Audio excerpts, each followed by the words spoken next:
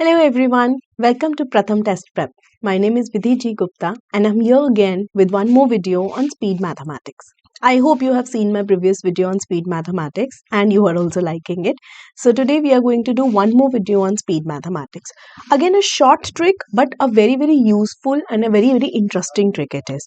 What kind of trick we are talking about? We are talking about a concept named as unit digit concept. Right. Now, what does unit digit concept says? As the name suggests, we are going to work something with unit digit, right? What kind of unit digit that we are talking about? So, we are going to talk about the unit digit. जैसे हमारे पास कुछ numbers हैं, for example, 44 multiplied by 46. So, unit digit का क्या role है इसमें कि दोनों numbers we are talking about unit digit of 2 digit numbers और even unit digits of 3 digit numbers मतलब 3 digit number multiplied by 3 digit number और a 2 digit number multiplied by 2 digit number जो यहाँ पर यूनिट डिजिट होती है ना इनका सम होना चाहिए 10 राइट इनका सम क्या होना चाहिए 10 तो what all combinations that you can take 1 + 9 we can take 2 + 8 we can also take 3 + 7 4 + 6 we've already taken we can even take 5 + 5 तो यहाँ पर आप वो वाले नंबर्स ले सकते हो या उन नंबर्स में यूनिट डिजिट कॉन्सेप्ट अप्लाई कर सकते हो जहां पर यूनिट डिजिट का दोनों नंबर्स की यूनिट डिजिट का सम क्या आता है 10 सेकेंड कंडीशन इज कि आपका जो टेंस प्लेस है वो आपका सेम होना चाहिए अगर आपका टेंस प्लेस सेम नहीं है तो we can not apply this particular concept however we do have other concepts for that but we can not apply this particular concept तो अगर मुझे यूनिट डिजिट कॉन्सेप्ट पर से अप्लाई करना है तो मेरे पास दो कंडीशन सेटिस्फाई होनी चाहिए पहला कंडीशन की जो यूनिट डिजिट का सम है वो 10 होना चाहिए और दूसरा कंडीशन की जो टेंस प्लेस पे नंबर है या फिर फॉर दैट मैटर अगर हम एक 3 डिजिट नंबर की बात कर रहे हैं तो टेंस प्लेस पे भी और हंड्रेड्स प्लेस पे भी दोनों की टेंस प्लेस सेम होनी चाहिए दोनों की हंड्रेड प्लेस सेम होनी चाहिए तभी हम वो नंबर अप्लाई कर सकते हैं ठीक है मतलब पर्टिकुलर नंबर में हम कॉन्सेप्ट अप्लाई कर सकते हैं I hope the conditions are pretty much clear to all of you let us now move on to the next thing which is the question part एक बार समझते हैं करना क्या है हमें ये तो समझ आ गया कि किस तरह के क्वेश्चंस में अप्लाई करना है बट कैसे अप्लाई करना है that I am going to tell you now so write these numbers as 86 and 84 सबसे पहले हम ये देखते हैं कि are these numbers they are falling in the category that we are talking about yes absolutely right they are falling in the category why because the sum over here 6 + 4 that is 10 तो sum 10 पहला वाला condition is fulfilled दूसरा condition की tens place पे जो नंबर है वो सेम है absolutely they are same so we can apply the particular concept here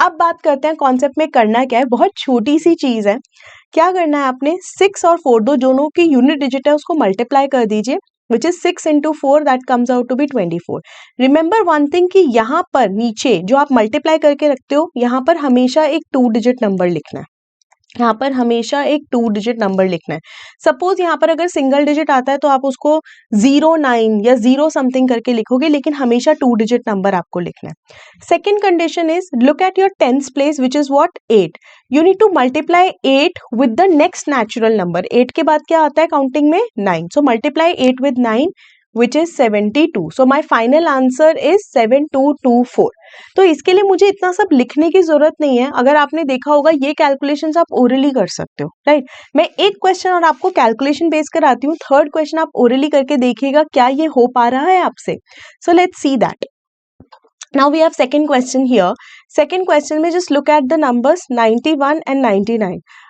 Are these numbers falling in the category that we are talking about? Yes, absolutely because 1 + 9 is 10. तो unit digit का sum तो हमारा 10 आ गया और 10th place हमारे पास same आ गया. So absolutely right that they are falling in the same category. Now multiply 1 × 9. Don't forget मैंने अभी पिछले क्वेश्चन में बोला है कि आंसर हमेशा आप 2 डिजिट लिखोगे नीचे. So 1 × 9 is just 9 but we are going to write it as 09. Always remember this part.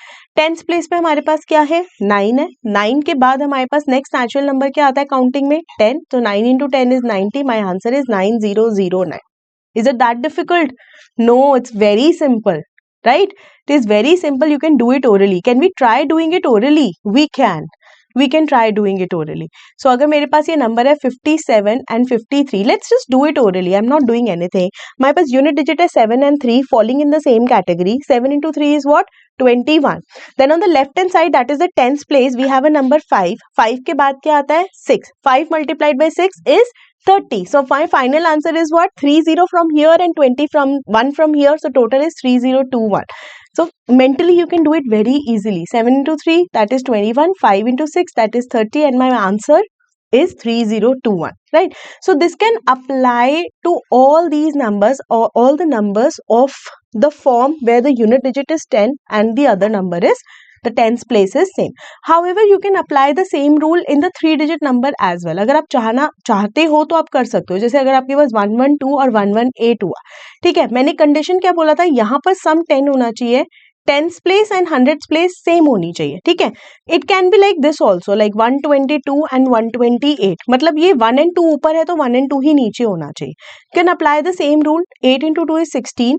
Now you have to pick up the whole number here. पूरा 11 ले लीजिए. 11 when multiplied by 12 is what? 132. So my final answer boils down to 13216.